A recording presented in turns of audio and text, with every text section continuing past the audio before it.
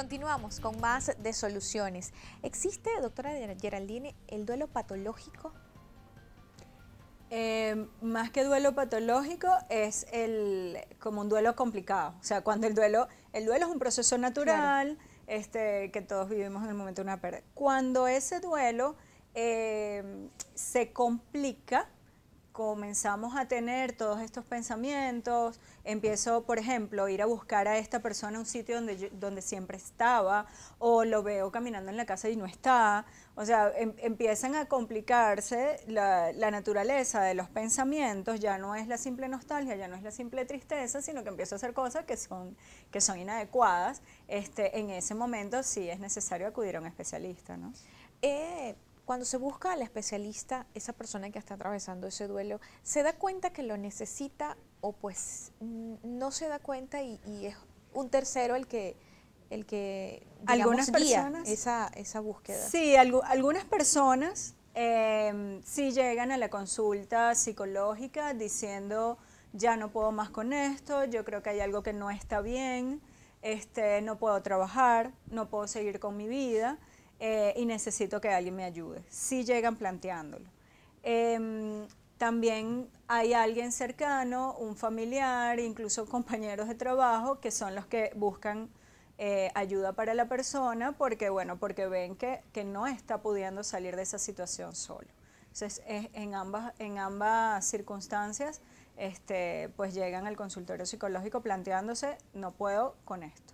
¿Qué podemos hacer o decir cuando nos encontramos frente a una persona que está atravesando un duelo? Muchas veces estamos frente a esa persona y pues nosotros mismos no sabemos cómo actuar en ese momento, ¿no? A pesar que en algún momento hemos vivido un duelo en el caso de la pérdida de un familiar, de la muerte de un familiar, pero no sabemos cómo actuar frente a esa otra persona. ¿Cómo podemos hacer? ¿Qué podemos hacer o decir por esa otra persona? Es importante validar la emoción, o sea, decirle que es natural que se sienta así, que es coherente con lo que está sucediendo. Es decir, cualquier persona que esté pasando por lo que tú estás pasando, pues es natural que reaccione de esta manera, ¿okay? Y también, pues hacerle saber que no está loco. ¿Okay? Hay veces que esta montaña rusa de emociones, de no saber qué hacer con todo esto que está sintiendo, es como una erupción de emociones adentro. De repente la persona más bien tiene la duda de si se está volviendo loco y de si no es esto lo que tiene que estar pasando. Entonces, no te estás volviendo loco, es que es natural que ante una pérdida, además cuando son pérdidas intempestivas, que definitivamente no te esperabas que esa persona pues muriese en un accidente, o las personas que se van, me voy del país en un mes, y entonces uno no sabes ni cómo reaccionar, claro, pues eso también es una pérdida intempestiva. Cuando la gente la despiden del trabajo, que llega con su cartera y cuando va saliendo también, pues eso no estaba planificado. Que además también se ha vuelto común en todas esas cosas que suceden de manera intempestiva, pues nadie nos prepara para asumirlas. Entonces, si eres quien está dando el apoyo, hacerle saber a esa persona que es natural que reacciones, o sea, es natural que llores, es natural que te sientas mal, es natural que sientas un vacío, es natural que no tengas ganas de hacer nada, ¿ok? Y bueno, yo estoy aquí para apoyarte. O sea, ¿qué podemos hacer? Porque además, en este proceso es muy importante apoyarte en tu red de apoyo. Valga la redundancia, la red de apoyo es las amistades, la familia, el vecino, el compañero de trabajo que está allí, que sigue estando allí, ¿okay? Que no forma parte de tu pérdida. Y que esa interrelación, esa relación social, ese poder hablar de cómo te sientes, va a ayudar mucho en el proceso de sanación. Si nos encontramos en un grupo familiar que pues en la pérdida de esa persona ha afectado a todo ese grupo, y pues estás como encerrado en esa red de apoyo, también sumida en ese duelo por el que estás atravesando, ¿cómo hacer en esos casos?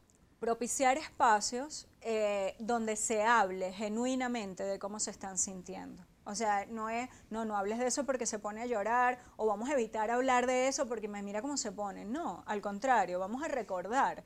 ¿Qué es lo que pasa? Que lo extrañamos. Bueno, vamos a hablar. ¿Te acuerdas cuando hizo tal cosa? Vienen las anécdotas, los buenos recuerdos, y le das la oportunidad a la persona de dejar salir su nostalgia, dejar salir su dolor de la manera más natural. Entonces, si son todos los que están involucrados en esa pérdida, reúnanse en honor a esa persona, hagan espacio. Los rituales son de mucha ayuda. En el cumpleaños de esa persona, por ejemplo, vamos a reunirnos a celebrar el cumpleaños si eso les ayuda, ¿ok? Si eso les hace validar este sentido de compañía, de que todavía esa persona está presente. Hay muchos mitos que están involucrados en los duelos. Por ejemplo, la gente, quien más llora es quien más lo extraña. O no, es que si supero el duelo, entonces es porque lo olvidé. Entonces va a perder importancia en mi vida. Eso no tiene por qué ser así. La persona va a seguir, o esa situación va a seguir siendo importante en tu vida, o sea, una vez que superes el duelo y que puedas continuar, esa persona va a seguir siendo importante para ti. Eso es uno de los mitos, es como uno de los temores, claro, de superar eso. Cuando estamos en un proceso de duelo, ¿cuáles son esos errores, por así decirlo, que solemos cometer cuando estamos en ese proceso? Uno de los principales es aislarnos, ¿ok? Nos aislamos porque pensamos que nadie va a entender la manera en la que nos sentimos. Cuando la realidad es que al estar con otras personas puedo compartir, puedo hablar acerca de cómo me siento. Entonces, aislarse es uno de los errores. Lo otro es reprimir la emoción, ¿ok? No puedo sentirme triste o bueno, tengo que seguir. Entonces, reprimir la emoción y no dejar, no vivirla como tal, lo que hace es que más adelante pues la crisis surja una crisis que sea mayor. ¿Cómo puede ser esa crisis? Esa crisis puede ser en una depresión mayor, por ejemplo, ya la depresión como enfermedad, o que la crisis sea que realmente pierdas el control, de todas las emociones y que de verdad que tengas puede venir en un ataque de pánico, puede venir en una crisis emocional que sea mucho más difícil contener que el proceso de tristeza, por ejemplo. Es por ello que es importante entonces que demostremos que estamos atravesando por esa etapa de duelo. Más que demostrarlo, eres tú vivirlo, okay. Sí, darte el permiso para, si tienes ganas de llorar, llores, si tienes ganas de quedarte en la cama, te quedes, o sea, como que darte permiso, ser coherente y respetar lo que estás sintiendo. Se hace frecuente, y tomando en cuenta su experiencia en su consultorio, que las personas busquen ayuda psicológica para superar un duelo. Nos hablaba de que en los últimos meses, en los últimos años se ha vuelto común, sobre todo con los familiares, cuando uno de esos integrantes de la familia decide irse del país, se ha vuelto común. Pero en el momento de las relaciones de pareja o, por ejemplo, la pérdida de un trabajo o la pérdida de un ser querido, ¿se suele buscar ayuda psicológica? Sí, suele suceder que, por ejemplo, en la pérdida de una relación de pareja, las personas, o sea, no llegan diciéndote, es que estoy en duelo, llegan preguntándose por qué no funciono. O sea, llegan preguntándose por qué no dejo de pensar en esto, por qué no dejo de pensar en esa persona, por qué no estoy rindiendo en el trabajo, por qué no puedo retomar mi vida, ¿ok? Llegan haciéndose preguntas acerca de eso.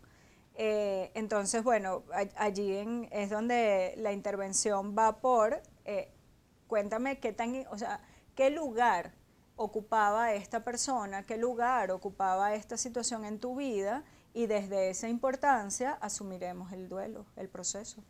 ¿Cuáles son esas terapias recomendadas?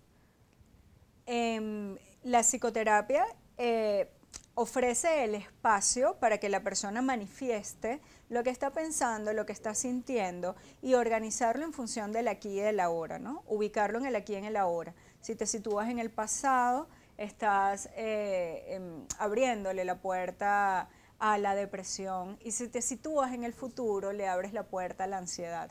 Entonces, a través del proceso psicoterapéutico te ayudamos a conectarte con el pensamiento, con la emoción, ver qué significa eso y situarte en el aquí y en el ahora. Hablaba de la ansiedad. ¿Es frecuente experimentar ansiedad, además de depresión y todo esto que hemos ido conversando durante todo este tiempo del programa? Pero ¿la ansiedad también es característica de ese proceso de duelo, sea cual sea la causa?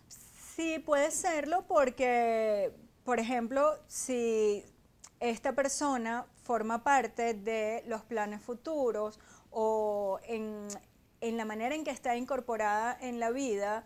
Ahí habían unos planes allí que iban a realizarse y ya no están, pues eso forma parte del futuro, ¿no? Y en la medida en que me hago preguntas acerca de un futuro en el que ya no tengo respuestas y en el que ya no sé cómo asumir, pues eso genera ansiedad. Todo lo que esté en el futuro y yo no tenga idea, porque el futuro no existe, ¿no? Entonces yo no tengo idea de cómo controlar eso y tenía unos planes y además ya no están y acaban de desaparecer, claro que me genera ansiedad, la pérdida de un empleo y ahora qué voy a hacer, ¿sí? ¿Qué voy a hacer con el salario? ¿Qué voy a hacer para...? Todo eso genera ansiedad. Por la pérdida de empleo también se suele buscar ayuda psicológica. El venezolano, digamos, tiene esa cultura de buscar una ayuda psicológica en el caso de quedar desempleado, por ejemplo. No es tan común, no es tan común a menos que sea... Lo que pasa es que no solemos darle a la idea del empleo, no se le da como que toda la importancia o la magnitud, ¿no? Pero tiene que ver, un empleo tiene que ver más allá del 15 y último, es a dónde voy, con quién me relaciono, qué voy a hacer cuando me levante, a dónde me voy a dirigir y cuáles son mis planes allí adentro. Además te da una estructura, una estabilidad. Cuando eso te lo arrebatan de un día para otro, pues quedas en el aire. Hacemos otra pausa acá en Soluciones en la próxima parte.